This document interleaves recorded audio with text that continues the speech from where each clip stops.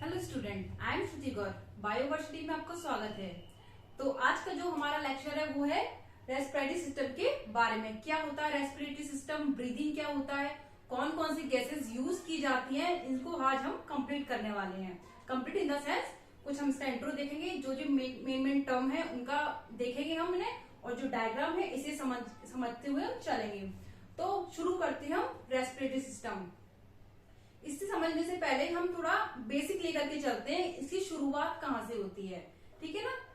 जैसे मान के चलते हैं मतलब है ही, जैसे हमारी बॉडी की जो बेसिक यूनिट है, स्ट्रक्चर एंड फंक्शन यूनिट है, सभी को पता है क्या है, वो है हमारी सेल। ठीक है। बॉडी की स्ट्रक्चर एंड फंक्शन यूनिट क्या है, सेल।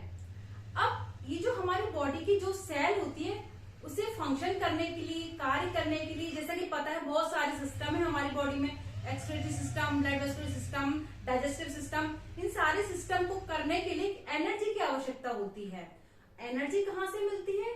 हमें मिलती है फूड से, मिलती है खाने की। जब हम खाना खाते हैं उससे हमें एनर्जी मिलती है। किस रूप में मिलती है? एटीपी के फॉर्म में मिलती है, जानते हैं हम। इसकी फुल फॉर्म क्या होती है? Adenosine triphosphate. Adenosine triphosphate. ठीक है। तो यहां से एनर्जी मिलती है हमें। जब हम खाना खाते हैं एनर्जी किस रूप में मिलती है? एटीपी के रूप में। ठीक है। और ये एनर्जी ही सेल को कार्य करने के लिए शक्ति देती है। ठीक है ना। अब ये एनर्जी फूड से मिलती है, लेकिन फूड कैसे मिलती है इसको हम समझते हुए चलते हैं। ठीक है। जैसे एनर्जी हम ऐसे समझते, जैसे हम किसी चीज को बर्न करते हैं, जलाते हैं, तो हमें एनर्जी मिलती है, हीट मिलती है, गर्मी मिलती है ना। और जब हमारी बॉडी को गर्मी मिलती है, हीट मिलती है, तो उसी से एनर्जी मिलती है, कार्य करने की शक्ति मिलती है। तो ये एनर्जी हमने बोला फूड से मिलती है। फूड क्या होता है? मेनली ग्लूकोज होता है। ठीक है ना, ग्लूकोज। तो जब ये फूड को हम बर्न करते हैं, ठीक है ना, बर्न मतलब कॉम्प्लेक्स फूड को जब हम सिंपल फूड में चेंज कर देते, तो डाइजेशन होता था, उसी से वही बॉडी में जाता था, जो इसका एंड प्रोडक्ट होता था ब्लड में जाता था, उसी से हमें एनर्जी मिलती थी। ठीक है। तो ग्लूकोज को जब बर्न करते हैं तो मिलती है हमें एनर्जी। अब ये अकेले तो बर्न होगा नहीं, जलेगा नहीं, ये जलेगा O2 के साथ, ऑक्सीजन के साथ, है ना। तो जब हम खाना खाते तो उसमें होती है ग्लूकोज। जब ये ग्लूकोज बर्न होती है किसके साथ में? O2 के साथ में, तो हमारी बॉडी को मिलती है एनर्जी। ठीक है ना, जिससे हमारी सेल फंक्शंस करती है, सारी सिस्टम प्रॉपरली काम करते हैं। अब ये क्वेश्चन आता है, ये O2 कहाँ से आती है ना, ऑक्सीजन कहाँ से मिलती है? तो ये ऑक्सीजन आती है हमारी ब्लड से। ब्लड से। अब ब्लड में कहां से आई? ब्लड में आई हमारी लंग्स से। ज्यादा ऊपर नहीं जाऊंगी तो इसकी नाक में घुस जाएगा ये, है ना, लंग्स। तो ये आई लंग्स से। लंग्स से कहां से आई? एटमॉस्फेयर से। ठीक है ना। तो कहने का मतलब है कि जब ऑक्सीजन को अंदर लेते हैं, एटमॉस्फेयर की ऑक्सीजन लंग्स के थ्रू ब्लड में जाती है, और ब्लड से फिर हमारी बॉडी के अंदर जाती है, जो कि हमारी बॉडी को आवश्यक होती है। तो जब ऑक्सीजन अंदर जाती है और CO2 बाहर निकलती है, तो ये जो सिस्टम होता है इसे हम बोलते हैं रेस्पिरेटरी सिस्टम। रेस्पिरेटरी सिस्टम के द्वारा ही ये पॉसिबल होता है, जब ऑक्सीजन अंदर आती है और CO2 बाहर चली जाती है। ठीक है। तो ये होता है रेस्पिरेटरी सिस्टम, जिसमें हम एक तरीके से दूसरी लैंग्वेज में बोल सकते हैं, ये केमिकल प्रोसेस होती है, जो फूड से हमें एनर्जी मिलती है, उससे फूड से जो एनर्जी मिलती है वो कहां से मिलती है? एनर्जी ऑक्सीजन को बर्न करने, ऑक्सीजन जब ग्लूकोज के साथ बर्न होता है तो हमें एनर्जी मिलती है। तो जब O2 अंदर लेती है, जो CO2 बाहर निकलती है, तो उसे हम एक सिस्टम के द्वारा जानते हैं, जिसे हम बोलते हैं रेस्पिरेटरी सिस्टम। कहीं कहीं रेस्पिरेशन की डेफिनेशन भी दी है कि जब O2 को अंदर लेते हैं और CO2 को बाहर निकालते हैं, तो वही रेस्पिरेशन होता है। कई बुक्स में लिखा भी है, और कभी कभी ये कई बुक्स में ये भी लिखा है कि ये केमिकल प्रोसेस है जिसमें फूड से एनर्जी मिलती है, ये रेस्पिरेशन होता है। तो हमें इसमें ज्यादा कंफ्यूज नहीं है, हमें केवल ये ध्यान रखना है कि जब हम ऑक्सीजन को अंदर लेते हैं और CO2 को बाहर निकलते हैं, तो वो रेस्पिरेशन होता है। इसे हम ब्रीदिंग का नाम भी देते हैं, जब O2 अंदर लेते हैं और CO2 बाहर निकलते हैं। लेकिन कभी कभी किसी किसी बुक्स में रेस्पिरेशन और ब्रीदिंग दोनों डिफरेंस दिए गए हैं। ब्रीदिंग क्या है? O2 अंदर लेना मतलब इनहेल और एक्सहेल, CO2 बाहर निकालना, ये है हमारा ब्रीदिंग। और रेस्पिरेशन जब लिखा है किसी बुक में कि केमिकल प्रोसेस होती है जिसमें फूड से एनर्जी मिलती है, ये सिंपल डेफिनेशन दी है रेस्पिरेशन की, ठीक है। लेकिन कहीं कहीं ब्रीदिंग को ही रेस्पिरेशन का नाम दे दिया गया है, तो हम जो भी हमें ठीक लगे हम कह सकते हैं, ठीक है। बेसिकली हमें ये जानना है O2 अंदर ले और CO2 बाहर निकलना ब्रीदिंग कहलाता है, इसी को हम रेस्पिरेटरी सिस्टम के द्वारा जानते हैं, ठीक है। चलिए अब आगे चलते हैं, रेस्पिरेटरी सिस्टम ये हो गया हमारा, ठीक है। अब जैसा कि मैंने एक डायग्राम बना रखा है पहले से, ये सोचिए कि बहुत सुंदर बनाऊंगी, लेकिन सुंदर नहीं बना, तब भी बहुत ही मामूली सा, बहुत ही मुझे लगता है बेकार सा बना है, लेकिन समझने के पर्पज से समझ में सब कुछ आ जाएगा इसमें डायग्राम में, ठीक है। अब हम देखते हैं जो रेस्पिरेटरी सिस्टम, इससे पहले हम जानते हैं कि रेस्पिरेशन 2 टाइप का होता है। पहला होता है एक्सटर्नल रेस्पिरेशन, एक्सटर्नल रेस्पिरेशन ये होता है लंग्स एंड ब्लड के बीच में। जब जो रेस्पिरेटरी गैसेस होती है O2 एंड CO2 ये लंग्स एंड ब्लड के बीच में ट्रांसफर होती है, घूमती रहती है, तो उसे बोलते हैं एक्सटर्नल रेस्पिरेशन। और इंटरनल रेस्पिरेशन,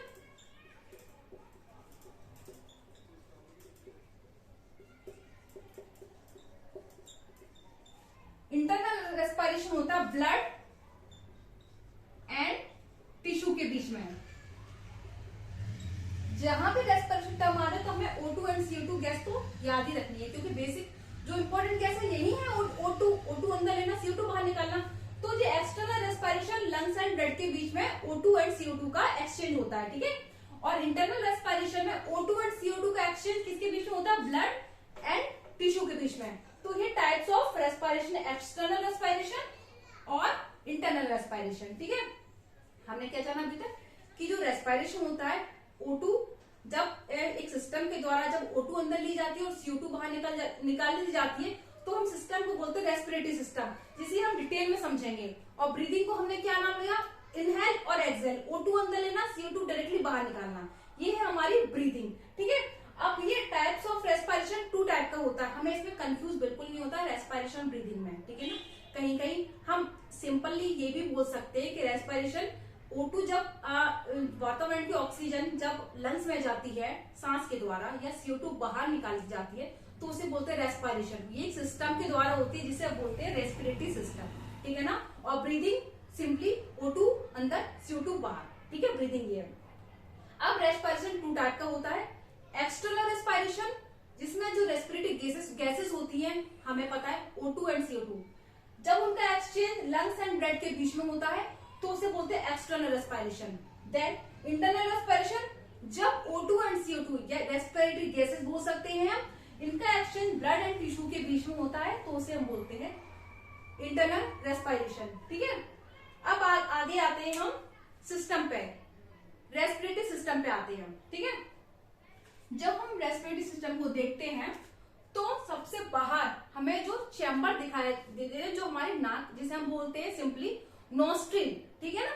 2 ओपनिंग होती है जिसके द्वारा जो एयर होती है वो अंदर जाती है, जो जिसे हम बोलते हैं नोस्ट्रिल, ठीक है।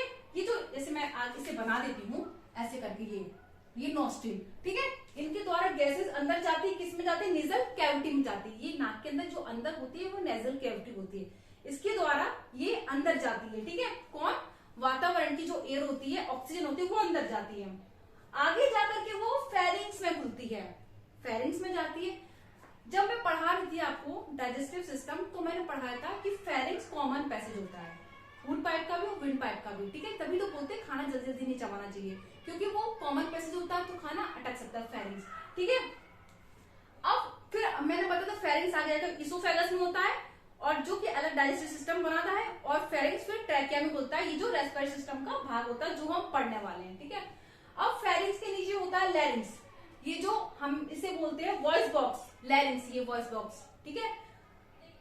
लैरिंग्स, ये जो मैंने बनाया हुआ है ना लैरिंग्स, ये लैरिंग्स वॉइस बॉक्स, फेरिंग्स के नीचे ये हम सारे रेस्पिरेटरी सिस्टम जिन जिन के द्वारा होता है हमने पूरा बनाया हुआ है, ठीक है ना। तो लैरिंग्स के ऊपर एक ओपनिंग होती है, ठीक है, जिसके द्वारा ये जो एयर होती है अंदर जाती है, उसे हम बोलते हैं ग्लॉटिस।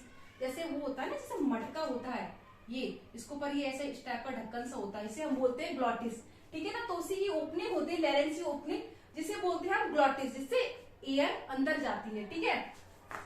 और इसे इसके ऊपर भी एक कवर होता है, इसे हम बोलते हैं इपीग्लॉटिस, ये लिखा नहीं है मैंने, इपीग्लॉटिस, ठीक है ना।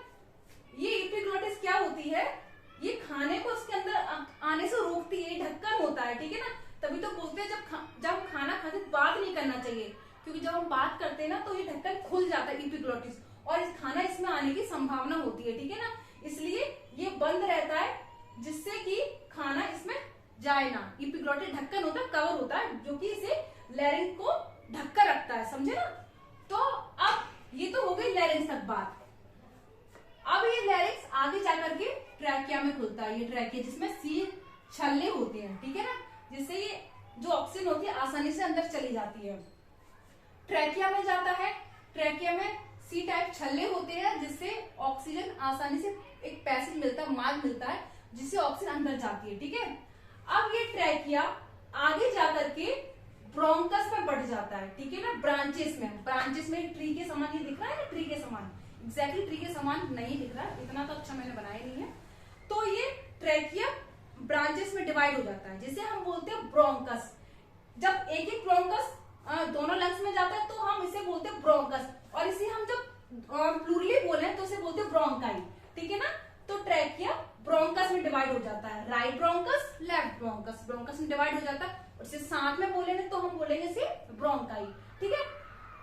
अब ये ब्रोंकस आगे जाके फिर बढ़ जाता है, फिर जैसे जैसे आगे जाएगा ना वैसे इसकी ब्रांचेस पतली होती जाती हैं, जिसे हम बोलते हैं ब्रोंकियोल्स। मैंने लिखा हुआ है, हाँ लिखा हुआ है, ये जो ब्रांचेस पतली हो गई ना, ये ब्रोंकी, जो बहुत ही बेकार सा बनाया हुआ मैंने, ठीक है, ये है ब्रोंकियोल्स। जैसे ये ट्रैकिया थोड़ा मोटा था, बनाना चाहिए था लेकिन बना नहीं, फिर वो आगे जाके ब्रोंकस में बढ़ गया, पतला हो गया, ब्रोंकस में बढ़ गया, आप मान सकते हैं ब्रोंकस में बढ़ गया हो गया तो पतला हो गया, फिर ब्रोंकस आगे जाकर और पतला हो जाएगा, ये पतला, हाँ ये तो मैंने पतला बनाया, ये पतला हो गया आगे जाकर के, जिसे हम बोल देंगे ब्रोंकियोस, आगे जाके डिवाइड हो गया। और इसके ऊपर ये जो एयर सेक्स टाइप की संरचना हो रही है ना गोल गोल, इसे हम बोलेंगे एल्वियोलाई, जिसके द्वारा ऑक्सीजन अंदर जाती है लंग्स में, इसी से एंटर, ये पूरा सिस्टम है जिससे ऑक्सीजन अंदर एंटर करती है और CO2 बाहर निकल जाती है, ठीक है। एक बार और समझते हैं क्या होता है। रेस्पिरेटरी सिस्टम एक ऐसा सिस्टम होता है जिसमें ऑक्सीजन अंदर ली जाती है और CO2 बाहर निकाली जाती है, जिसे हम ब्रीदिंग के नाम से भी जानते हैं।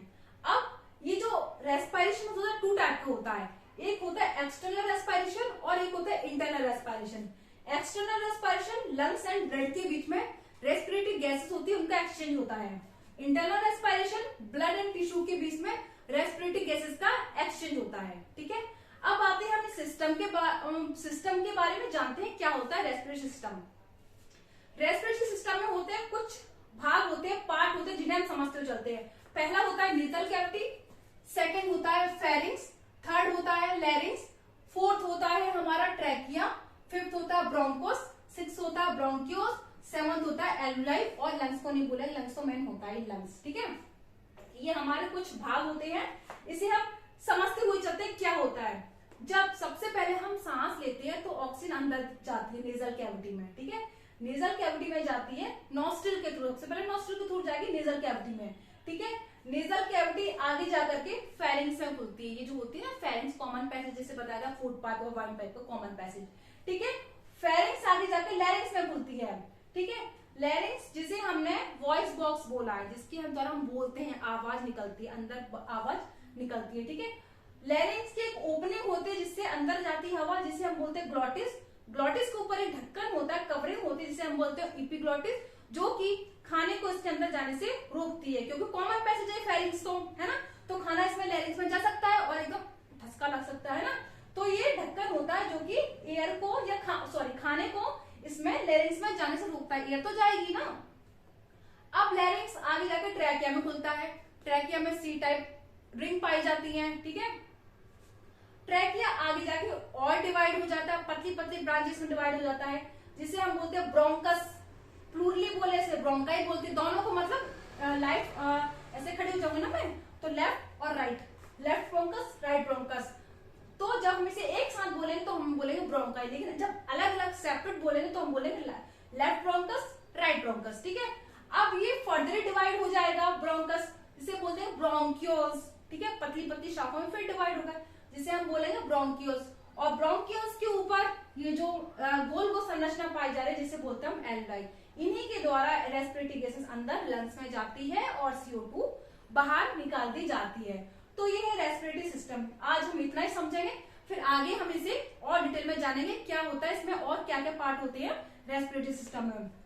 आई होप यहाँ तक समझ में आया होगा। अगर यहाँ तक किसी को कोई दिक्कत हो प्लीज कमेंट बॉक्स में कमेंट करके बताइए। ठीक है, तो ये तो हमने समझा रेस्पिरेटरी सिस्टम। अब इसके आगे हम जो भी इसके स्ट्रक्चर होंगे मेन में, जो भी हमारे सिलेबस में होगा उसे हम कवर करते हुए चलेंगे। ठीक है, मतलब जो भी मेन होंगे हम उसे कवर करते हुए चलेंगे। तो अगर आपको ये वीडियो अच्छा लगता है तो प्लीज लाइक शेयर सब्सक्राइब कीजिए। Thank you.